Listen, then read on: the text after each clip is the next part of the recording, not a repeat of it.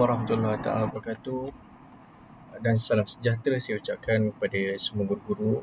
Jadi saya Cikgu Syed Aziz. Jadi hari ini saya akan kongsikan berkenaan dengan tips ataupun cara untuk kita mengajar ataupun mendapat info untuk subjek matematik.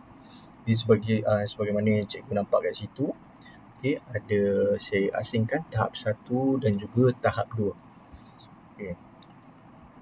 Contohnya, bila kita dapat soalan macam ni, 4 tambah dengan 3. Bila ditanya kepada kita, contoh, kalau kita tengok soalan ni 4 tambah dengan 3, kita tahu jawapan dia mesti 7. Kan? Sebab kita dah biasa. Bagi murid yang baru nak kenal nombor kan, tak reti lagi nak mengira, kita boleh ajar diorang mengira menggunakan anggota badan.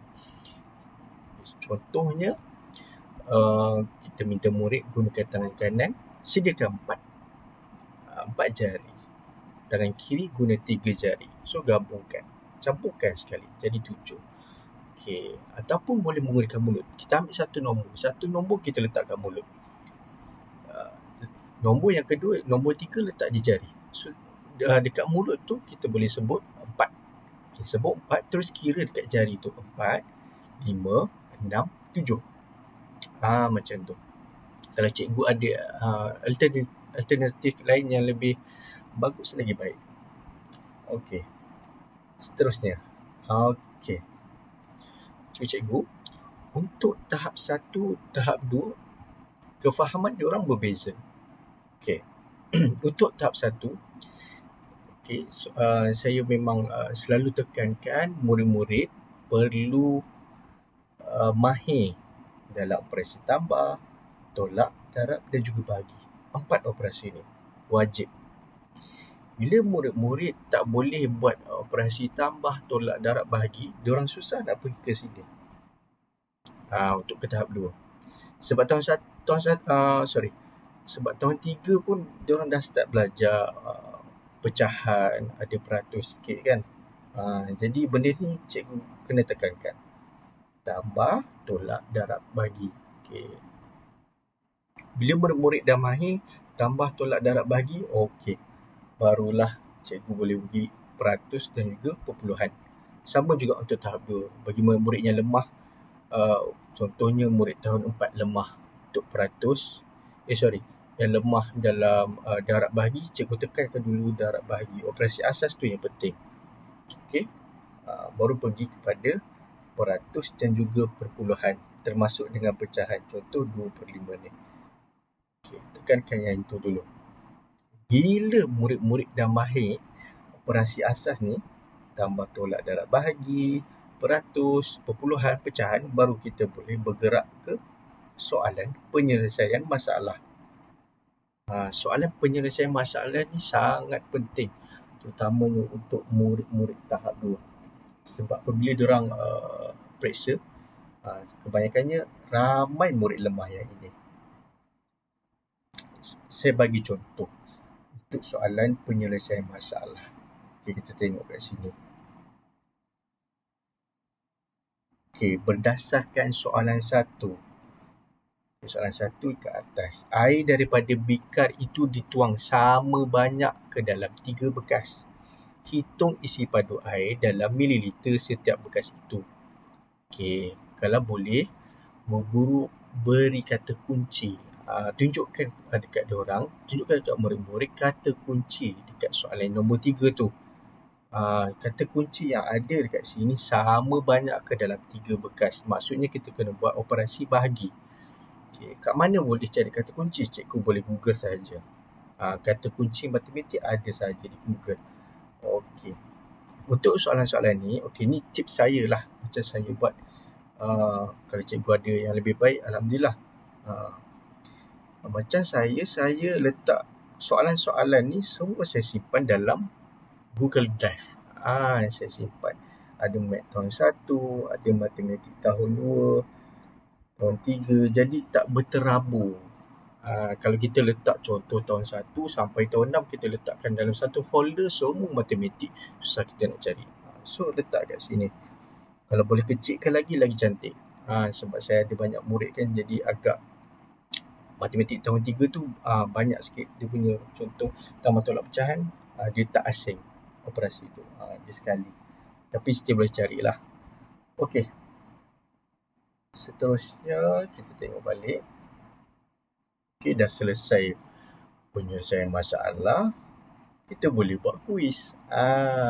Kita buat kuis melalui apps boleh, melalui Google pun boleh.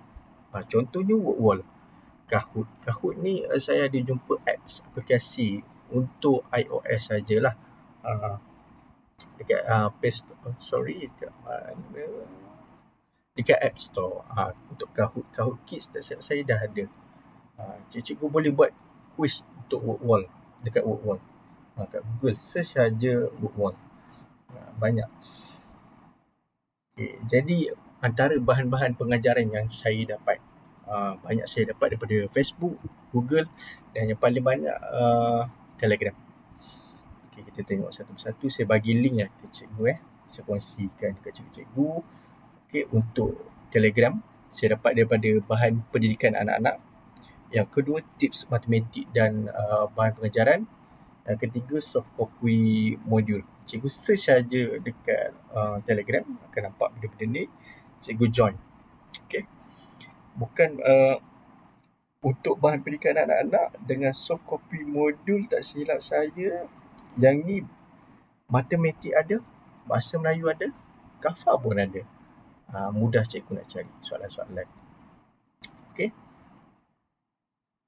Seterusnya untuk wall ni. Okay, untuk Google. Google, macam Wordwall kita boleh cari kat Google. Teacher Mai ni boleh dapat soalan-soalan periksa. Okay, Kmon soalan maths ni pun kita boleh dapat soalan periksa. AnyFlips ni kita boleh dapat. Cikgu search saja AnyFlips notasi CV. Diorang akan bagi CV dalam bentuk, bukan hafalan, dalam bentuk kotak yang mudah untuk murid recognize CV. Okay. Suka saya ingatkan, CV juga sangat penting untuk murid-murid, untuk murid yang belajar matematik ni. Kalau boleh, cikgu ambillah masa, contoh mengajar 30 minit kan, subjek matematik, cikgu boleh ambil masa dalam 5 minit. Kita buat kuis matematik, okay, ataupun hafal CV 5 minit. Lebih 5 minit, 5 ke 10 minit tu tak ada masalah. Okay, seterusnya Facebook. Okay, saya dapat soalan-soalan matematik daripada koleksi BBM matematik dan juga koleksi soalan matematik. Okay, cikgu boleh cari soalan-soalan matematik dekat situ. Okay, lebih mudah. Okay. Macam saya ajar murid CV, contoh macam sejam kan, saya ajar murid CV 10 minit permulaan kelas tu dan juga 10 minit terakhir kelas tu. So kalau boleh cikgu buat, kita ada 4 kali kelas, cikgu boleh buat 2 kali kelas macam tu. Kalau 4 kali kelas pun tak masalah. Yang penting murid-murid dalam 1 bulan tu dapat hafal CV. Adalah benda yang dia dapat. Okey, itu sahaja daripada saya, insyaAllah. Semoga apa yang saya sampaikan ni dapat memberi manfaat kepada cikgu-cikgu, okay, dalam mengajar murid-murid. Dan juga sekiranya guru-guru ada perkongsian yang bermanfaat, boleh kongsikan bersama dengan guru-guru subjek matematik. InsyaAllah jumpa lagi. Assalamualaikum warahmatullahi wabarakatuh.